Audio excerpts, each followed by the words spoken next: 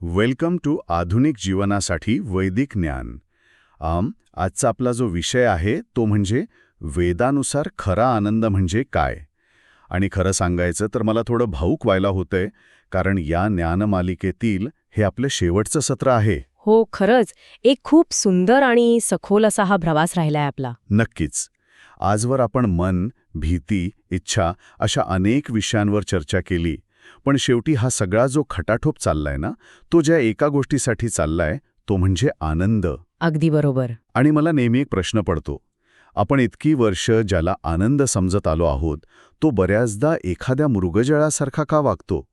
म्हणजे बघा ना, नवीन गाडी घेतली की पहिले काही दिवस आपण त्यावर साधी धुळी बसू देत नाही. हो, आपण रोज अगदी काळजीपूर्वक पुसतो ती गाडी. हो ना, पण महिनाभरानंतर तीच गाडी ट्रॅफिकमध्ये अडकल्यावर आपल्याला नुसता वैताग आणतो. म्हणजे एखादी गोष्ट मिळवण्याआधी जी धाकधूक असते ती मिळाल्यावर अचानक कुठे गायब होते.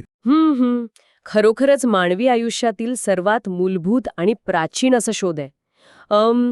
आपण आनंदाला मृगजळ का म्हणतो हे जर समजून घ्यायचं असेल ना, तर सर्वप्रथम आपली सुखाची किंवा आनंदाची व्याख्या काय आहे हे मुळापासून तपासावं लागेल. म्हणजे आपण आनंद कशाला म्हणतो हेच आधी क्लिअर करायला हवं. अगदी. बहुतांश गोष्टी ज्यांना आपण आनंद मानतो ना, त्या पूर्णपणे बाह्य परिस्थितीवर अवलंबून असतात. म्हणजे कुणीतरी आपली स्तुती केली किंवा कामात एखादं मोठं यश मिळालं किंवा एखादी समस्या सुटली की आपल्याला आनंद होतो. हो, हे तर रोजचंच आहे. पण जर आपण अत्यंत बारकाईने पाहिलं तर या सर्व बाह्य गोष्टी आपल्याला फक्त एक तात्पुरता दिलासा देतात. तात्पुरता दिलासा म्हणजे कसं?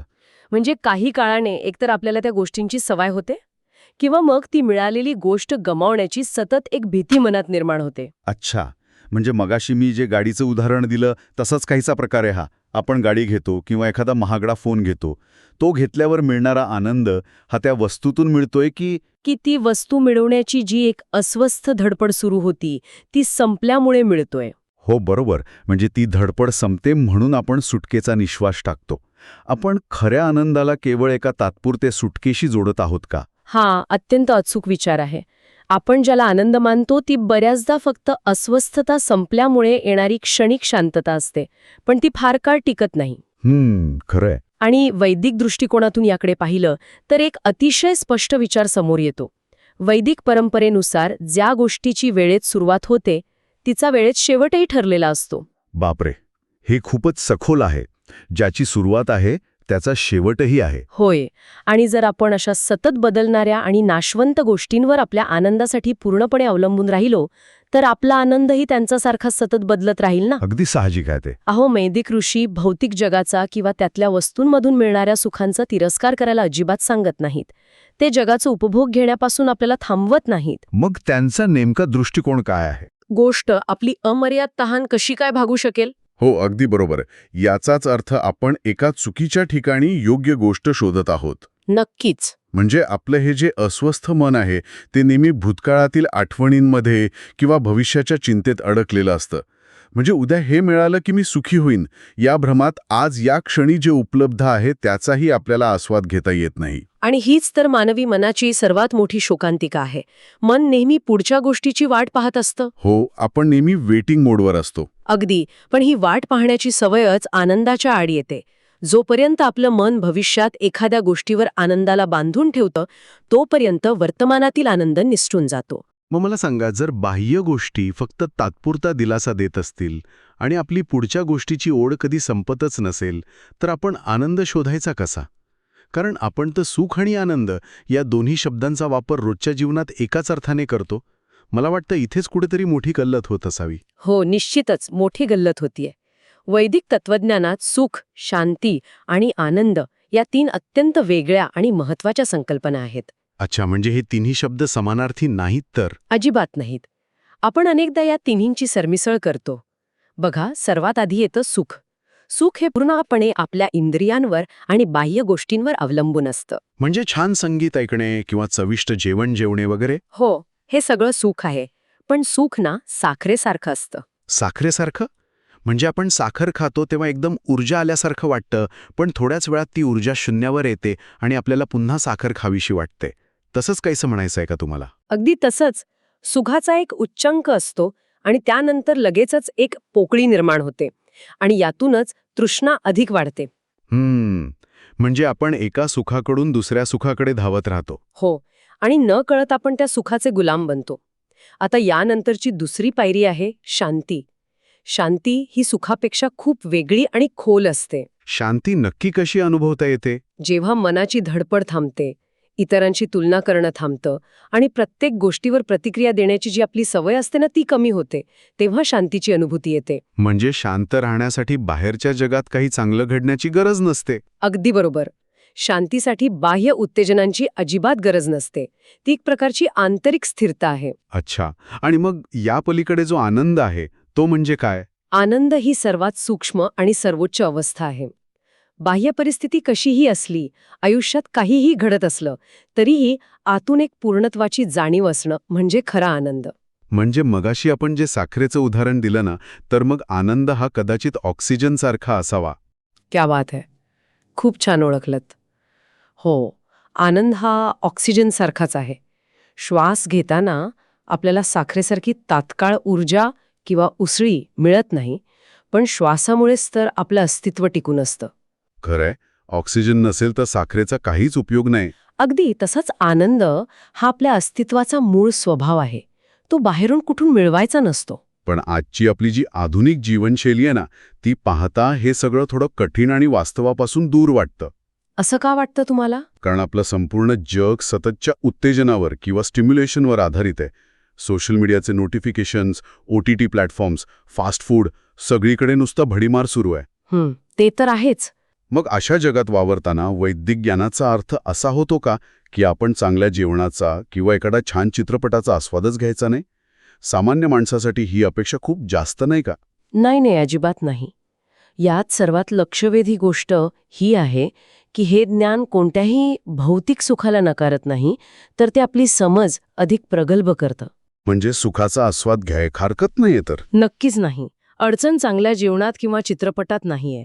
अडचण तेव्हा निर्माण होते जेव्हा आपण आपल्या आतला तो जो आंतरिक रीतेपणा आहे ना, तो भरून काढण्यासाठी त्या बाह्य गोष्टींवर पूर्णपणे अवलंबून राहतो. अच्छा, म्हणजे आपण पोकळी भरण्यासाठी त्यांचा वापर करतो. हो, आधुनिक जीवनशैली आपल्याला शांतीकडे दुर्लक्ष करून केवळ सुखाच्या मागे धावायला शिकवते, ज्यामुळे शेवटी एक प्रकारचा थकवाच वाटायला येतो. हो, आपण सतत पळून पळून दमल्यासारखे होतो. पण जेव्हा आपण शांतीला सुखापेक्षा जास्त महत्त्व देतो ना, तेव्हा आपण एखाद्या साध्या गोष्टीचाही खूप जास्त आस्वाद घेऊ शकतो. हे कसं शक्य आहे? कारण तेव्हा आपण त्या वस्तूवर आपली आनंदाची जबाबदारी टाकत नाही, तर केवळ त्या क्षणाचा एक सुंदर अनुभव घेत असतो.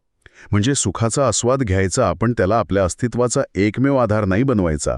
आपण त्या सुखाचे मालक राहायचं, गुलाम नाही. अगदी बरोबर पकडलत तुम्ही. पण हे समजायला सोपं असलं तरी प्रत्यक्षात आणण्यासाठी एका भक्कम पायाची गरज आहे, असं मला वाटतं. जर खऱ्या आनंदासाठी शांतीची इतकी गरज असेल, तर ती शांती निर्माण कशी होते? नुसते डोळे मिटून बसल्याने किंवा विचार न केल्याने तर शांती मिळत नाही. नक्कीच नाही. आणि इथेच धर्म या अत्यंत महत्त्वाच्या संकल्पनेचा प्रवेश होतो. धर्म? पण आपण सहसा धर्म म्हणजे कर्मकांड किंवा पूजार्चा असाच अर्थ मिळतो. हो, तो आपला एक सर्वसामान्य समज आहे. पण वैदिक परंपरेत धर्म म्हणजे केवळ कर्मकांड नाही, तर धर्म म्हणजे योग्य आचरण, सत्याची कास धरणं आणि विश्वाच्या नियमांशी सुसंगत असं जीवन जगणं. अच्छा, म्हणजे हे आपल्या रोजच्या वागण्याशी जोडलेलं आहे. अगदी. खरा आनंद हा धर्मापासून अजिबात वेगळा करता येत नाही. जर एखादा माणूस सत्याच्या विरुद्ध वागून कुणाला तरी फसवून खूप भौतिक सुख मिळवत असेल ना, तर त्याला कदाचित यश मिळेल, पण त्याला खोलवरची शांती कधीच मिळणार नाही. हे मला आपल्या मोबाईलच्या एका उदाहरणावरून अगदी स्पष्ट समजतंय. अच्छा, सांगा बरं कोणतं उदाहरण? म्हणजे जेव्हा आपण सत्याविरुद्ध वागतो किंवा काहीतरी चुकीचं करतो ना, तेव्हा ते मोबाईलमध्ये बॅकग्राऊंडला चालू असलेल्या अनेक ॲप्ससारखं असतं. बरोबर. म्हणजे बाहेरून पाहिलं तर फोन एकदम व्यवस्थित चालत असल्यासारखं वागतं, स्क्रीन एकदम छान दिसते, पण आतल्या आत ती बॅकग्राऊंड ॲप्स फोनची बॅटरी सतत खर्च करत असतात. फोन तापतो, हँग होतो. क्या बात है. खूपच समर्पक उदाहरण आहे हे. हो, आणि मग सत्याने वागणं म्हणजेच धर्माचरण करणं म्हणजे ती सर्व बॅकग्राऊंड ॲप्स कायमची बंद करणं. मग मन एकदम हलकं आणि वेगवान होतं. अगदी असंच घडतं. जेव्हा आपण खोटं बोलतो किंवा चुकीचं वागतो, तेव्हा ती गोष्ट लपवण्यासाठी मनाला सतत ऊर्जा खर्च करावी लागते. हो, एक प्रकारचा मानसिक ताण सतत बॅकग्राऊंडला चालू असतो. हो, आणि त्यामुळे आतून नेहमी अस्वस्थता जाणवते. पण जेव्हा आपले विचार, आपली कृती आणि आपली सद्सद विवेकबुद्धी एकाच रेषेत असतात, तेव्हा मनाची ही विभागणी थांबते. आणि मग तो ताणही नाहीसा होत असेल. आत्मिक जडत्व दूर होतं. या आंतरिक स्वच्छतेमध्ये एक विलक्षण गोडवा असतो. एक अतिशय शांत असा आनंद असतो. म्हणजे आतून आपण क्लिअर असतो. हो, बाहेरून कितीही यश असलं तरी अंतरात्मा नेहमी ओळखतो की जीवन योग्य मार्गावर आहे की नाही. आणि जेव्हा ते योग्य मार्गावर असतं तेव्हा मिळणारा तो आनंद कोणत्याही बाह्य सुखापेक्षा कैक पटीने मोठा असतो. आणि मला वाटतं या धर्माच्या मार्गावरून चालतानाच आपलं अंतःकरण खऱ्या अर्थाने शुद्ध होतं. कारण मनातील लपवाछपी आणि संघर्ष संपलेला असतो. हो, अगदी. हे शुद्ध अंतःकरण जगाकडे पाहण्याचा आपला दृष्टिकोनच पूर्णपणे बदलून टाकत असावा ना. होय, अत्यंत सखोल बदल घडतो. अस्वस्थ मनाला सतत काहीतरी नवीन हवं असतं. त्याला नेहमी वाटतं की पुढची गोष्ट मिळाली की सर्व काही ठीक होईल. हो, ते आपण मगाशी बोललो तसं. पण शुद्ध अंतःकरण साधेपणा, सत्य आणि शांततेत आपला आनंद शोधायला शिकतं. आणि यातूनच जन्म घेते ती आनंदाची सर्वात महत्वाची पायरी म्हणजे समाधान. समाधान. हो, समाधान हा खऱ्या आनंदाचा सर्वात भक्कम पाया आहे. समाधान म्हणजे माझ्याकडे जे आहे ते पुरेसं आहे, ही सखोल जाणीव. पण इथे अनेकदा आपला गोंधळ उडतो. बऱ्याचदा लोकांना वाटतं की समाधानी असणं म्हणजे महत्वाकांक्षा सोडून देणं. हो, हा गैरसमज खूप जणांना असतो. म्हणजे जर आज जे आहे त्यात मी समाधानी झालो तर मग पुढे जाण्याचा प्रयत्नच कशाला करायचा. मग समाधानी असण्याचा अर्थ प्रगती करणं किंवा नवीन ध्येय गाठणं थांबवायचा असा होतो का? हा खरोखर एक अतिशय मोठा आणि दुर्दैवी गैरसमज आहे. समाधानाचा अर्थ आळशीपणा नव्हे किंवा परिस्थिती बदलूच नये असाही नव्हे. मग नेमका अर्थ काय आहे याचा? समाधानाचा खरा अर्थ असा आहे की आपली आंतरिक शांती परिस्थिती बदलण्याची वाट पाहत नाही. अच्छा, म्हणजे मी आधी आनंदी होईन आणि मग काम करेन असं काहीसं? हो, म्हणजे जेव्हा सर्व काही ठीक होईल, जेव्हा माझ्याकडे मोठी गाडी येईल, तेव्हाच मी आनंदी राहीन अशी अट घालणं ही आनंदाची सर्वात मोठी शत्रू आहे. खरंय, अटींवर आनंद टिकू शकत नाही. समाधानी व्यक्ती अत्यंत जोमाने काम करते, प्रगती करते, नवीन शिखरे सर करते, पण त्यामागे कोणतीही आंतरिक तडफड, हाव किंवा हतबलता नसते. म्हणजे आपण शांत राहूनही प्रगती करू शकतो? नक्कीच. समाधानी मन वर्तमानात उपलब्ध असलेल्या छोट्या छोट्या गोष्टींमध्येही पावित्र्य आणि आनंद शोधू शकतं आणि त्याचवेळी भविष्यासाठी अधिक चांगल्या ऊर्जेने काम करू शकतं. म्हणजे ध्येयाच्या दिशेने धावायचं, पण धाप न टाकता. अगदी बरोबर. आपण प्रवासाचा आनंद घेत आहोत आणि त्याचवेळी ध्येयाकडे वाटचाल करत आहोत, हे खूपच सकारात्मक आहे. ही समाधानाची आणि निरागसपणाची भावना आपल्याला वैदिक परंपरेतील आनंदाच्या सर्वोच्च शिखराकडे घेऊन जाते. हो, आणि ते शिखर कोणतं आहे माहितीये का? म्हणजे ईश्वरी तत्वाशी जोडले जाणे आणि स्वतःची खरी ओळख होणे हेच न. पण हे समजायला थोडं अवघड जातं. म्हणजे मानवी आत्मा आणि हा अमर्याद आनंद यांचा नेमका संबंध काय आहे? आपण ईश्वरी तत्वाकडे का वळतो? हे समजून घेण्यासाठी आपल्याला मानवी स्वभावाच्या अगदी मुळाशी जावं लागेल. मानवी आत्म्याची मूळ ओढ ही नेहमी अशा गोष्टीसाठी असते जी कायमस्वरूपी आहे, जी कधीच नष्ट होणार नाही. कारण आपण मुळातच शाश्वततेच्या शोधात असतो. हो, कारण वैदिक तत्वज्ञानानुसार आत्म्याचं मूळ स्वरूपच अमर्याद आहे.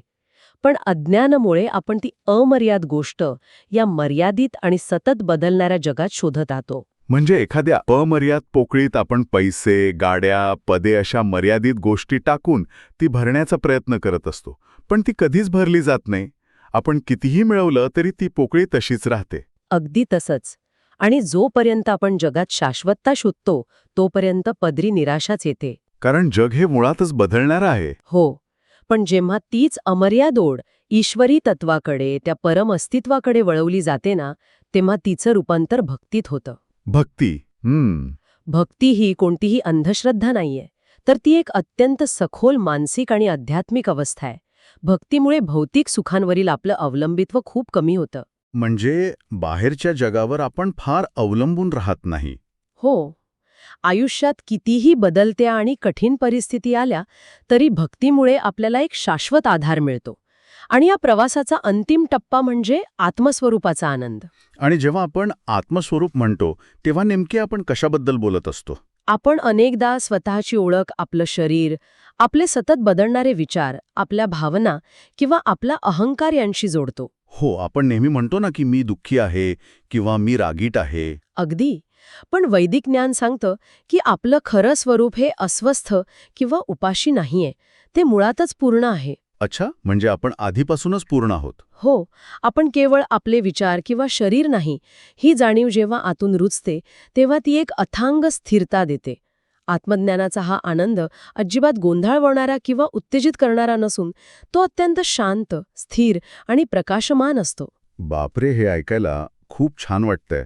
हो, आणि एकदा का या आंतरिक पूर्णत्वाची चव आपण चाखली, की आनंदाची आपली जुनी बाह्य गोष्टींवर अवलंबून असलेली जी व्याख्या असते, ती कायमची गळून पडते. हे ऐकायला खरंच खूप मुक्त करणारे वाटतं. म्हणजे आपण आपल्या सतत बदलणाऱ्या भावनांपेक्षा, रागापेक्षा किंवा लोभापेक्षा खूप मोठे आहोत, हे समजणं हे खरोखरच दिलासादायक आहे. होय ना. परिस्थिती कशीही असली तरी आतमध्ये एक जागा अशी आहे जी पूर्णपणे सुरक्षित आणि शांत आहे. आणि हाच तो अंतिम प्रवास आहे, बाह्य जगातील अस्वस्थ शोधाकडून आंतरिक सत्याकडे जाणारा प्रवास. मग ह्या सर्व सखोल चर्चेतून आपण आपल्या दैनंदिन जीवनासाठी काय घ्यायचं? म्हणजे एकतर आपण कोणत्या प्रकारच्या आनंदाच्या मागे धावत आहोत, ते केवळ सुख आहे की खरोखरची शांती, याचं सतत भान ठेवणं. अगदी बरोबर. सत्याने वागणं आणि स्वतःशी प्रामाणिक राहून धर्माचरण करणं, ज्यामुळे मनाची बॅटरी अनावश्यक खर्च होणार नाही. आणि बाह्य गोष्टींना घट्ट पकडून न ठेवता त्यांचा आस्वाद घ्यायला शिकणं. आणि सर्वात महत्त्वाचं म्हणजे आपल्याकडे जे आहे त्यात पावित्र्य आणि समाधान शोधणं. अगदी 100% बरोबर. जेव्हा आपला हा बाह्य जगातील अस्वस्थ शोध शांत होतो ना, तेव्हा आपल्याला जाणवतं की खरा आनंद हा बाहेरून उसना घेण्याची गोष्ट नसून तो आधीच आपल्या आत अस्तित्वात आहे. म्हणजे आपल्याला फक्त तो शोधायचा आहे. हो, आपण फक्त त्यावरील अज्ञानाची आणि अस्वस्थतेची धूळ झटकण्याची गरज असते. खरंच, या ज्ञानमालिकेचा हा प्रवास खरोखरच डोळे उघडणारा होता. अस्वस्थ शोधाकडून आंतरिक सत्याकडे टाकलेलं प्रत्येक पाऊल खऱ्या आनंदाकडे कसं घेऊन जातं हे आपण अतिशय बारकाईने पाहिलं. हो, आणि मला आशा आहे की सर्वांना याचा नक्कीच फायदा होईल. नक्कीच. पण आज हा निरोप घेताना सुरुवातीला आपण जे आनंदाच्या मृगजळाबद्दल बोललो होतो ना, त्याच्याशी जोडणारा एक अत्यंत सखोल विचार मला इथे ठेवून जायचा आहे. सांगा. एक असा विचार जो कदाचित सर्वांच्याच मनात नवीन विचारांची लाट निर्माण करेल. जर वैदिक ज्ञानानुसार आपलं मूळ स्वरूप आधीपासूनच आनंदाने परिपूर्ण आहे, जर आपण मुळातच पूर्ण आहोत, तर मग दुःख म्हणजे नेमकं काय? खूप महत्वाचा प्रश्न आहे हा. दुःख म्हणजे केवळ आपण खरे कोण आहोत हे विसरून जाण्याची आपल्या मनाची एक वाईट सवय तर नाही ना? काय सांगावे? कदाचित आनंद ही नव्याने मिळवण्याची किंवा कुठून तरी शोधून आणण्याची गोष्ट नसून ती केवळ एक प्राचीन आठवण आहे जी आपल्याला फक्त नव्याने जागृत करायची आहे. यावर नक्की विचार करा. आधुनिक जीवनासाठी वैदिक ज्ञान या मालिकेतील या प्रवासात सहभागी झाल्याबद्दल मनपूर्वक धन्यवाद. शांत रहा आणि स्वतःचा शोध घेत रहा.